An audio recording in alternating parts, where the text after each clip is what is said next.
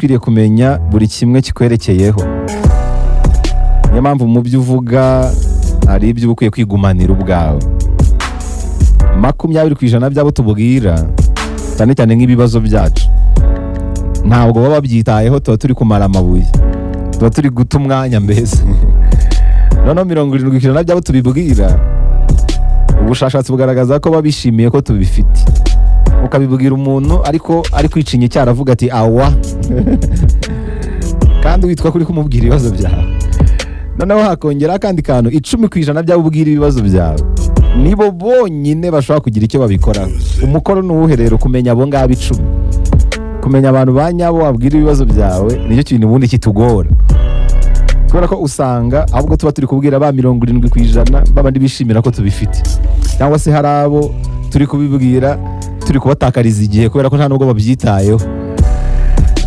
Niyo mpamvu rero hari ibintu udakwiriye kubwira ababonetse bose, hari ibikwiriye guhora ari ubwira kuri wowe, kandi ubushakashatsi bugaragaza ko hari ikintu kinini kizahinduka mu buzima bwawe niwiga kugira bimwe mu bintu runaka ugira ubwiru ukabifungura gusa ugeze kuri ba bantu utekereza n'umutima nama wawe ko ari abanyabo, ba bandi 10%, kurusha uko wajya uhora ubibwira umuhisi n'umugenzi. Uko wimena inda cyane uko byagenda kose birangira ari wowe uhababariye. Mu bintu 10 rero twabonye udakwiriye kuganiriza abantu harimo ibijyanye n'umutungo wawe. Icyo ni icyambere. Ntabwo ari buri wese ukwiriye kumenya yuko ukennye cyangwa ukize. Kumubwira umurage wahawe, amafaranga watsindiye, amafaranga ufite kuri konte n'ibindi, amamodoka utunze, amazu utunze, amadeni ufite, business zawe n'ibindi, ntabwo ari buri wese ubikwiriye. Ibi ni ibintu bikwiriye babandi 10% banyabo. Ntabwo ari ikintu ukwiriye gufungukira kubwira buri wese. Ubushakashatsi bugaragaza iki rero? Nuko nawe utapfa gutinyuka kubibaza mugenzi wawe. Izo mbaraga zituma utahita ubaza umuntu umutungo we, nizo zikwiriye kukwigisha ko ntabwo ari byiza gufungukira buri wese kubijyanye n'umutungo wawe. Uko wivamo kuri iyo ngingo rero niko hurwaho abanyeshyari, niko hurwaho abanzi bawe, uri kubaha impamvu zituma bagushyira hasi.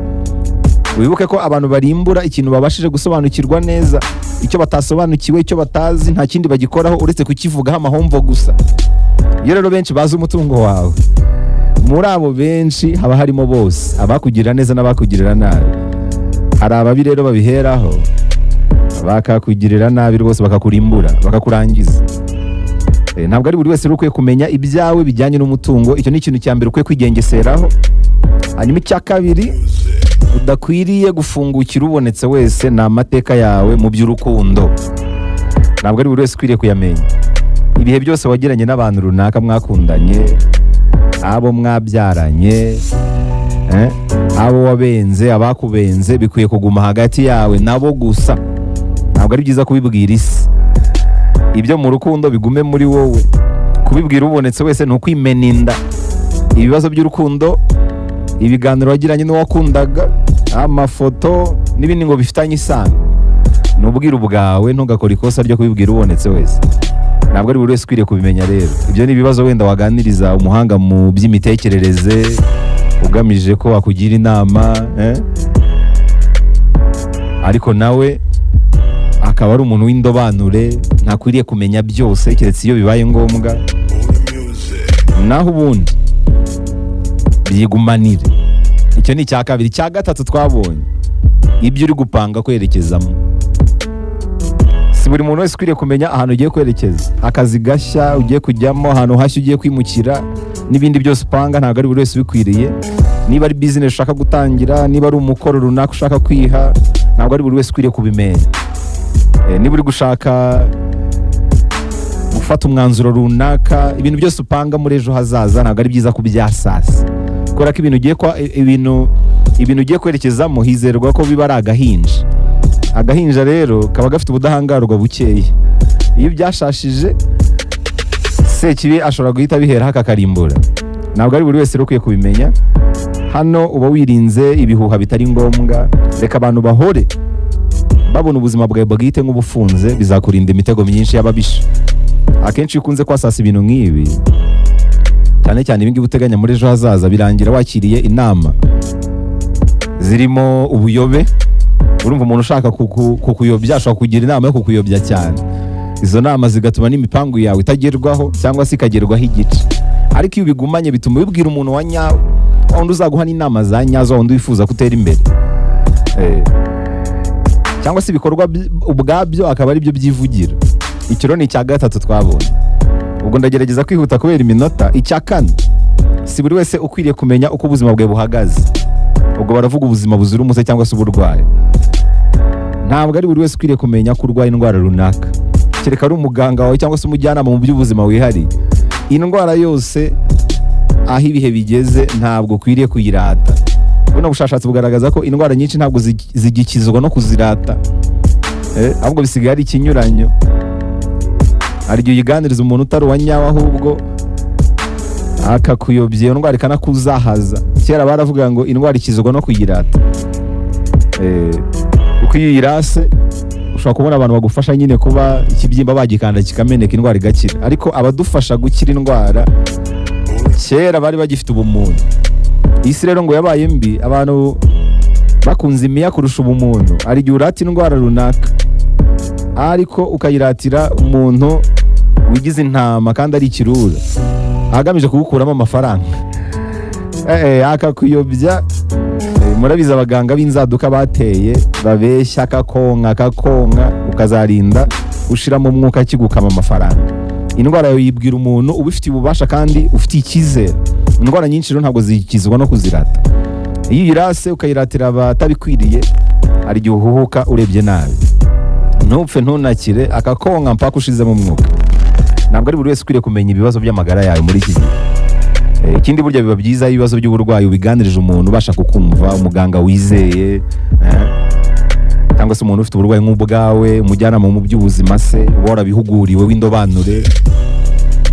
Hadutse abatekamutwe mu gisata cy'ubuvuzi, ugomba kwitonda rero. Iby'uburwayi biganiriza wenda abantu bawe ba hafi, umufasha wawe, umukoresha wawe se cyangwa se abantu bo mu muryango ukeka ko hari ikintu bagufasha. Icya gatanu udakwiye kuganiriza abantu,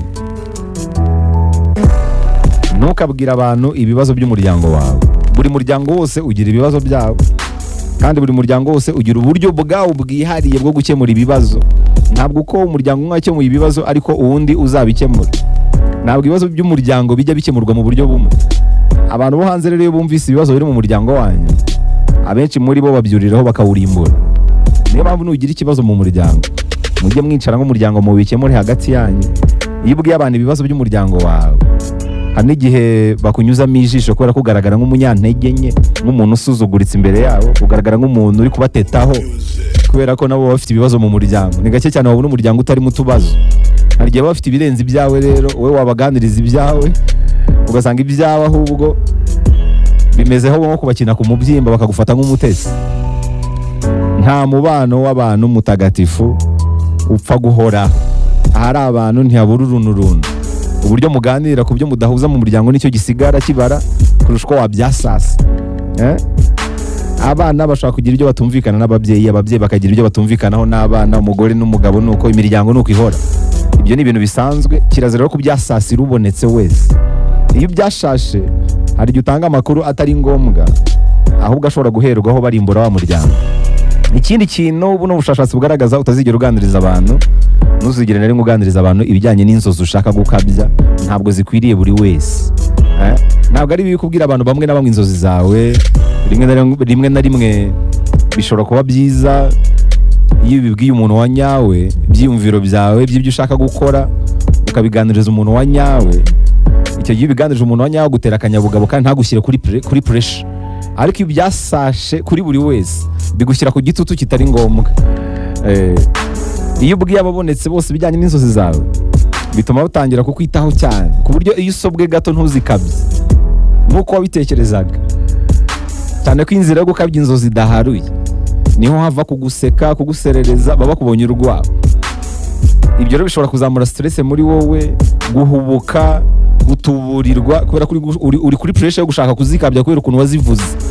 Biba byiza rero izigumanye ukagenda aho kuzikabya gahoro gahoro, wanaziganiriza ukaziganiriza abantu banyawe. Hanyuma icya karindwi utagomba kubwira abantu ni ibibazo by'ubuzima bwawe.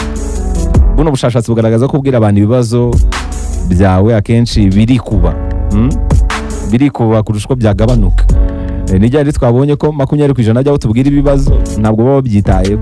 70% bishimiye ko bifite. 10% nibo bonyine bashaka kugira icyo bagufasha. Mu bantu 100 rero ubwira 10 gusa nibo banyabo. Hari n'umuntu ugeze kutubwira ko 20% by'abumva ibibazo byawe ntabwo babyitayeho. 80% by'ababyumva bashaka kwikomanga mu gatuza bishimira ko bifite. Bivuze ko abantu bishimira kuba hari ikintu bagufasha ari hafi ya ntawe. Tekereza inshuro 100 rero mbere yo kuganiriza abantu ibibazo byawe. Utekereze kabiri kubera ko hari igihe ubiganiriza abantu batari abanyabo bikikuba kurusha uko byakemuka. Icya munani, ibintu byose byibanga ntabwo ari byiza kubimena. Rimwe na rimwe bakabati ku bintu bimwe na bimwe, cyane cyane ibyo wasabwe kugira ibanga. Burya iyo umuntu akubwiye ibanga rye akaryumva ahandi hantu, uburemye inziga itari ngombwa. Umuntu nagusaba kutamena ibanga ntugakora ikosa ryo kurimena. Nubwo wakumva ntacyo bitwaye kuba wabiganiraho n'abantu runaka, kabone nubwo yaba ari umuntu wawe wa hafi, urugero nk'umubyeyi, inshuti, ntabwo ari ibintu byose bikwiriye kuvugwa. Niba rero ibintu ari bya babiri mwarabyumvikanye gutyo, reka bigume nyine aho ngaho. Uko umuntu yaba ari uwawe gute, ibintu wabikijwe n'ibanga ntukabivuge. Kereka wenda hari ikibazo bigiye gukemura, urugero hari nk'ubuzima wenda bugiye kurengerwa, kubera ko ijambo risohowe akenshi kurigarura ntabwo bishoboka. Iyo riririmbura rero rirarimbura nta gitangira. Hanyuma icya 9 ni amakuru ajyanye n'inama wahawe n'ababifitiye ububasha. Inama wahawe zaba iz'ubuzima, iz'akazi, zo muri business n'izindi zerezo zose ntabwo ari byiza kuzibwira ubonetse wese. Abantu burya baratandukanye. Ushobora kugera imbere y'umuganga akagira inama runaka kubwira akurikije uko abibona. Izo nama guhaye mugenzi wawe muhuje ikibazo ashobora kugera imbere y'umuganga wakamubwira ibitandukanye n'ibyawe. Uruzi ko bibaho kubera ko imibiri y'abantu n'imyitwarire y'abantu itandukanye. Mushobora kuba mufite ikibazo kimwe, muganga akabaha inama zitandukanye bitewe n'imibereho yanyu ya buri munsi.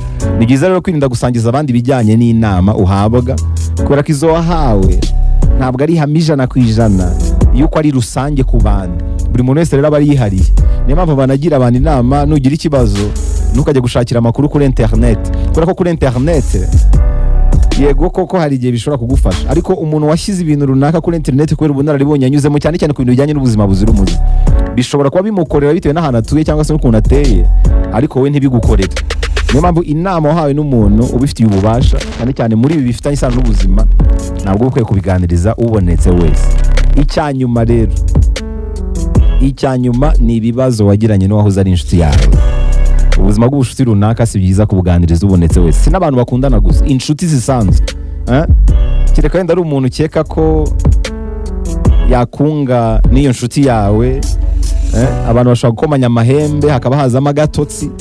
Niba ari ibintu runaka mwari muhuriyeho byatumaga muba inshuti, reka biguma ari ibanga hagati yanyu. Niba hajemo ibibazo ntukabiganiriza ubonetse wese, kereka ari ku mpamvu zo kwiyunga cyangwa se ari ku mpamvu zo ko hari ibintu bigiye kurokoka. Nubwo mwashwana burundu amabanga ari hagati yanyu, byuyamira. Ngibyo rero ibyo ubushakashatsi bugaragaza nk'ibintu 10 by'ingenzi udakwiye gufungukira ubonetse wese. Mu buzima ni byiza kugira abo uganiriza ibikwerekeyeho, ariko ntabwo ari buri kimwe cyose gikwiye kuganirirwaho, kandi si buri wese ukwiriye kucyumva. Hari ibyo nawe ubwawe ukwiye kwigumanira. Hakaba n'amabanga udakwiye kuganiriza umuntu uwo ari we wese, ukwiye kuyagumana ku giti cyawe. Mu byo uganiriza abantu ibikwerekeyeho ukwiriye no gushyiramo ubwenge mu buryo bumwe cyangwa ubundi. Ntabwo ari buri wese rero ukwiriye kuba umuntu muri inshuti, n'uwo mwaba mufitanye isano, nubwo yaba ari umuntu wawe hafi. Burya hari ibintu ushobora kumubwira ugasanga ahubwo biteje ibibazo kurusha uko byabikemura. Ingaruka iyo zije akenshi ni wowe uzahara, ntabwo ari abo wabibwiye bazahara. Abantu bashaka kugufasha uko bashoboye, ariko iteka ryose ububabare ni gatozi. Ingaruka, ibihano ni wowe